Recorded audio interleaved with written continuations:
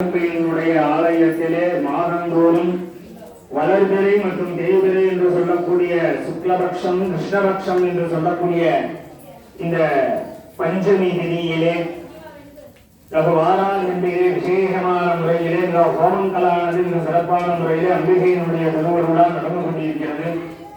எனவே பக்தர்கள் மனசால் என்னென்ன காரியங்கள் நினைக்கின்றீர்களோ அது கண்டிப்பாக நடக்கும் என்பதை தெரியும். அப்படிப்பட்ட அம்பிகையினுடைய திருவருளால் இறைவன் நமக்கு உடல்ல இருக்கக்கூடிய ஒவ்வொரு உறுப்புகளுக்கும் என்னென்ன செய்யணும் அப்படின்றத சுவாமி சொல்லியிருக்காரு. தலை என்ன பண்ணணும், கை என்ன பண்ணணும், கால் என்ன பண்ணணும் அப்படிலாம் சொல்லியிருக்காங்க. திருநாவுக்கரச பெருமான் திரு அங்கமாலை அப்படின்னு சொல்லக்கூடிய அந்த சோத்திரத்துல தலையை நீ வணங்காய், தலை யாருக்கு வணங்கணும் அப்படின்றதெல்லாம் அந்த பாட்டில் சொல்லியிருக்காரு. அந்த வகையில வாய் எதற்கு கொடுத்திருக்காரு சுவாமி அப்படின்னா, சுவாமியை வாழ்த்துவதற்கு மட்டுமே. வாழ்த்தவாயும் நினைக்க வழனெஞ்சும் தாழ்த்த சென்னியும் தந்த தலைவனை சூழ்த்த மாமலர் தூவி துதியாவே வீழ்த்தவா வினையே நெடுங்காலமே அப்படின்னு சொல்லியிருக்காங்க. சுவாமி நமக்கு எதுக்கு வாயை கொடுத்திருக்காரு? மற்ற எந்த உயிரினத்துக்கும் பேசக்கூடிய தன்மையை கொடுக்கல, வாயும் கொடுத்திருக்காரு. ஆனா பேசக்கூடிய தன்மை இறைவனை வாழ்த்துவதற்காக மட்டுமே வாய். இந்த வாய் என்னென்னமோ பண்ணுது.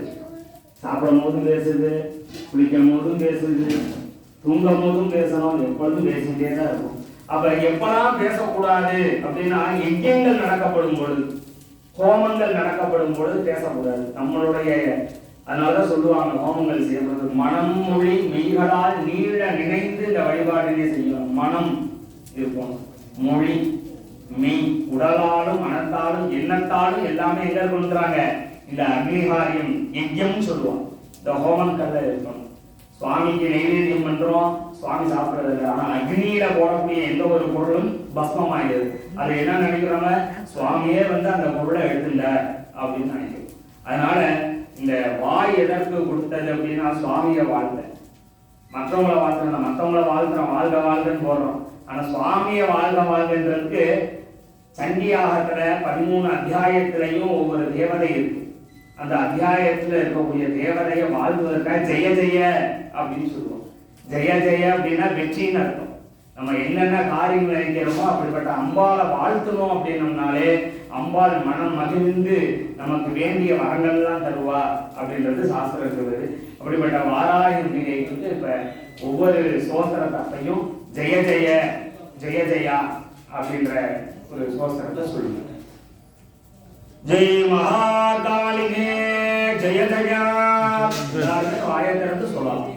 ஜெய ஜெயா அப்படின்னாலே வெற்றின்னு அர்த்தம். ஜெயம்னாலே என்ன அர்த்தம்? வெற்றின்னு அர்த்தம். அப்ப நம்ம மனசுல என்னென்ன காரியங்கள் நினைக்கிறோமோ எல்லாமே வெற்றி ஆகும். அதனால இந்த வாராதிகைக்கு உரிய அந்த சோத்திரத்தை நம்ம சொல்றோம். சொல்ல சொல்ல எல்லாருமே ஜெய ஜெயான்னு அம்பாள் கேட்கணும் கண்டிப்பாக.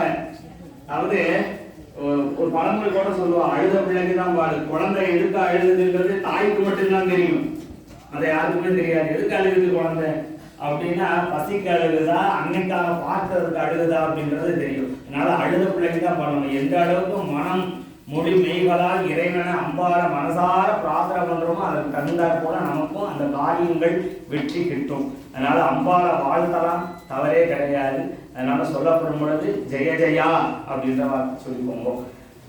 ஜெயா மகாகாளிகே ஜெய மகாமாயே ஜெய துர்காபஹாரிணி ஜெய கலிமலவாஹாரிணி ஜெய சகலகாரிய ஜெயப்ரதே ஜெய மகாலட்சுமி ரூபே ஜெய ஜரதஸ்திதே ஜெய பத்மாசனே ஜெய பத்மநிலையே ஜெய விஷ்ணு வக்ஷஸ்தலே ஜெய சகலகாரிய ஜெயப்ரதே ஜெய அரவிந்தஸ்திதே ஜெய கஜகும்பாந்தரஸ்திதே ஜெய மகிஷாசுரபதே ஜெய ரதாரூடே ஜெய சகலகாரிய ஜெயப்ரதே ஜெய பத்மோத்பவே ஜெய அரிகுடவயதே ஜெய சந்திரகலாவதம்சே ஜெய சிங்கஸ்கந்தாதிரூடே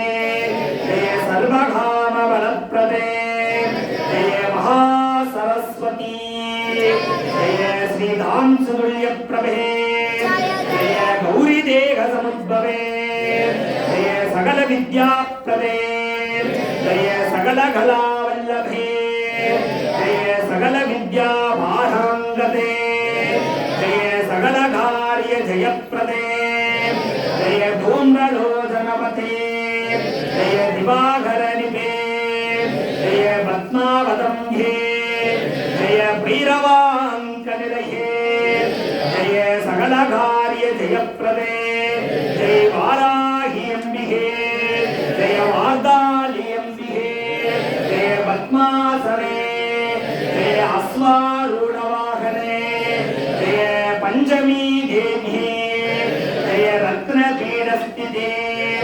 सर्वजनमशंकरी जय सकल कार्य जय प्रदे जय ललितांबिके जय अष्टमातृसहिते जय सिंहादिरूढे जय भवानी जय सुधासागरमध्यस्थे जय लोकमातरे जय सकल कार्य जय प्रदे जय ईश्वरानंदशरीरे जय निसुम्भवते जय चतुर्षियंकरी जय सकल कार्य जय प्रदे जय कामेश्वरी जय सुम्भवते जय ज्ञानदायिनी जय शिवशक्ति स्वरूपे जय सकल कार्य जय प्रदे जय शरणागत रक्षणे जय सकल भोग्य प्रदे जय सदाशिव पर्यंत निलये